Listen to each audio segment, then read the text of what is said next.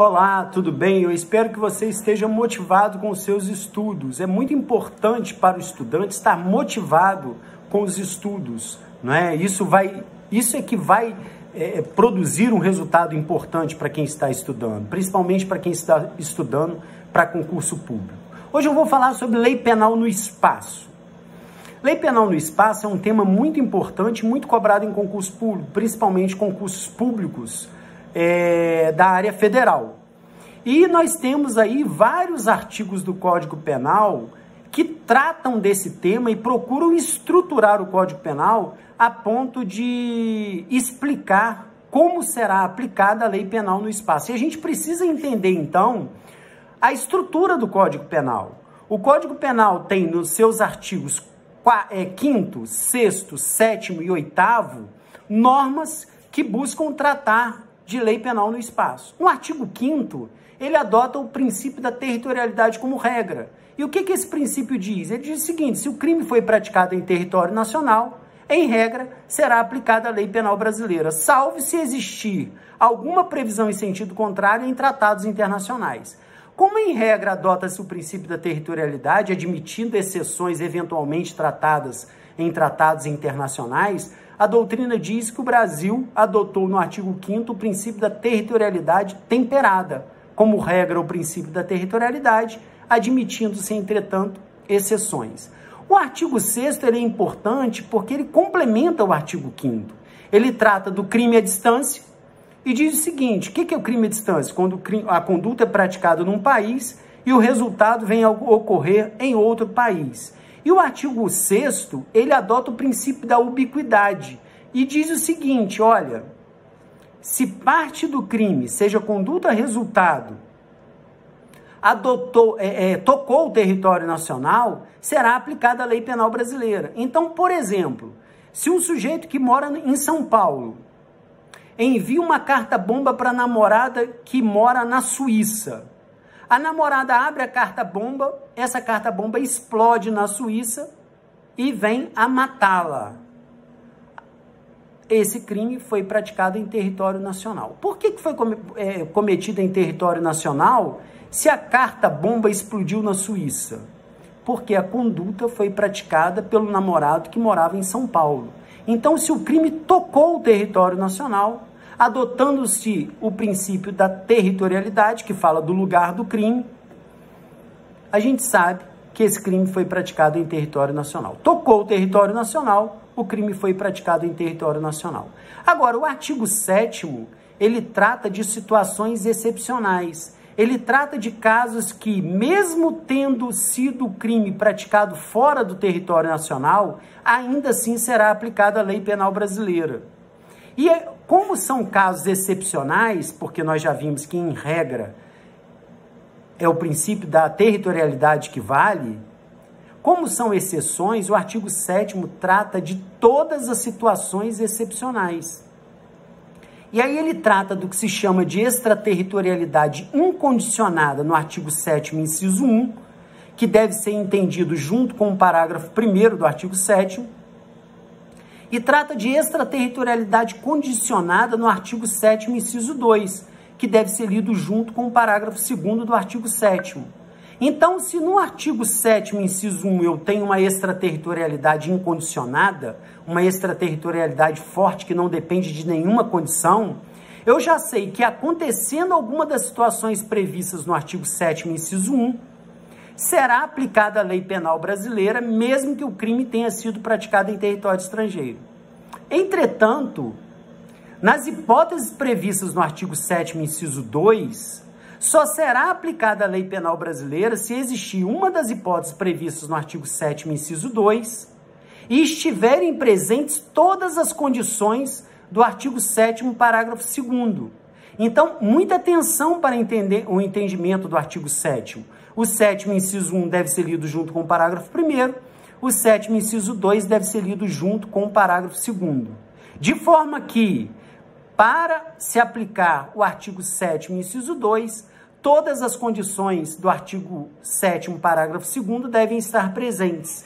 E a primeira condição do artigo 7º, parágrafo 2º, prevista na linha A, traz uma condição de procedibilidade. Ao passo que as condições trazidas nas alíneas B, C, D e E são condições objetivas de punibilidade. Há uma enorme diferença entre condições de procedibilidade e condições objetivas de punibilidade. A condição de procedibilidade é uma condição da ação, refere-se a uma condição da ação, a um tema processual penal. Nós temos as condições genéricas da ação, possibilidade jurídica do pedido, interesse de agir, legitimidade ad causa.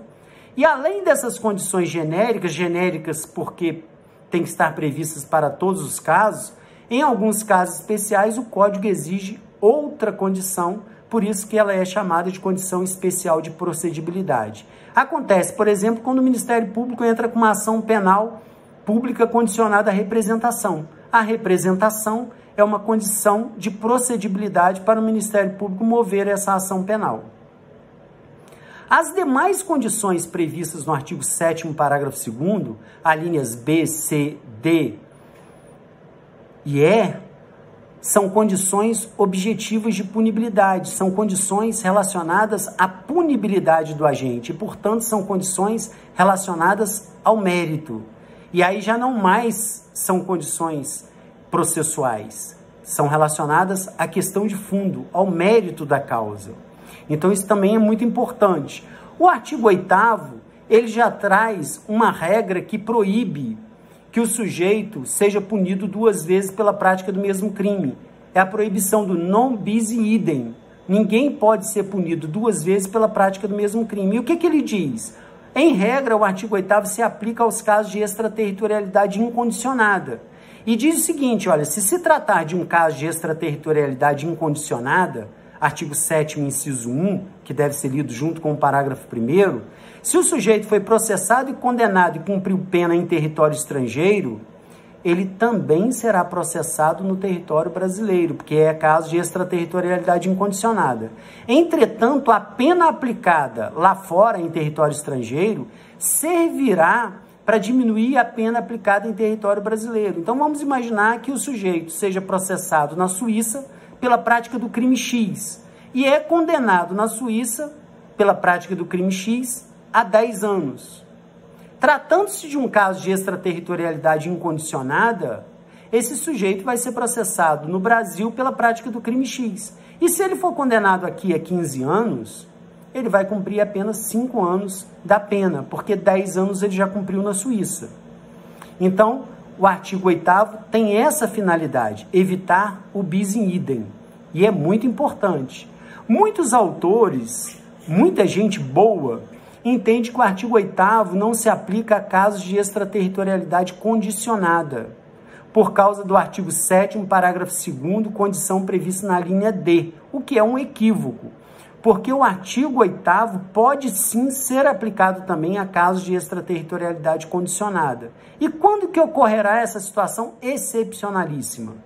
Se tratando de um caso de extraterritorialidade condicionada, se o sujeito foi processado e condenado lá fora e não cumpriu pena porque ele fugiu para o Brasil, você pode aplicar a lei penal brasileira a esse caso e o artigo 8º será aplicado a essa situação. E também, se ele foi processado e condenado lá fora, cumpriu parte da pena e fugiu para o Brasil, você também poderá aplicar o artigo 8º nessa hipótese. Então, você pode aplicar o artigo 8º a casos de extraterritorialidade condicionada, desde que o sujeito que tenha sido condenado no exterior não venha cumprir pena em território estrangeiro ou venha cumprir apenas parte da pena em território estrangeiro, não a pena total. Então, vejam que o artigo 5º, o artigo 6º, artigo 5º que trata do princípio da territorialidade, o artigo 6º que traz para o lugar do crime o princípio da ubiquidade, e o artigo 7º que trata de casos de extraterritorialidade, junto com o artigo 8º que trata do princípio non bis in idem, fecham toda a estrutura relacionada a casos de lei penal no espaço. Então é muito simples, diante de um caso concreto, você tem que ter em mente que se o crime foi praticado em território brasileiro, em regra, será aplicada a lei penal brasileira.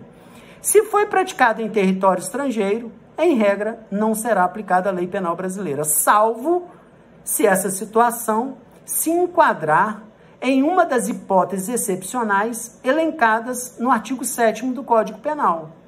E aí, ali, nós temos duas hipóteses excepcionais. Uma hipótese de extraterritorialidade forte, que é a incondicionada, prevista no 7º inciso 1, e uma hipótese de extraterritorialidade mais fraca, chamada de extraterritorialidade condicionada. Então, para ser aplicado a extraterritorialidade incondicionada, basta que ocorra uma das situações previstas no artigo 7º, inciso 1. Entretanto, para ser aplicado a extraterritorialidade condicionada, não basta estar presente uma das situações previstas no artigo 7º, inciso 2. Tem que estar prevista uma das situações elencadas no artigo 7º, inciso 2 e, além disso, devem estar presentes todas as condições do parágrafo 2º do artigo 7º. Estando presentes uma das situações elencadas no artigo 7º, inciso 2 e todas as condições do 7º parágrafo 2º, pronto, aplica-se a extraterritorialidade condicionada, que sabemos é uma situação excepcionalíssima. Outra coisa muito importante a ser tratada no que diz respeito à lei penal no espaço é você entender que o artigo 6º do Código Penal, que trata do lugar do crime e adota o princípio da ubiquidade, não se confunde com o artigo 4º, que está tratando do tempo do crime. E tempo do crime, o Brasil adotou a teoria da atividade. Então, se lá no artigo 4º vale o tempo em que foi praticada a conduta para se considerar praticado o crime, no artigo 6º, se o crime tocar o território nacional, é considerado como se o crime fosse praticado em território nacional. Então, vejam que se você entender bem a estrutura dos artigos 5º, 6º, 7º e 8º, você acertará todas as questões relacionadas à lei penal no espaço. Eu espero que eu tenha colaborado com os seus estudos de direito penal.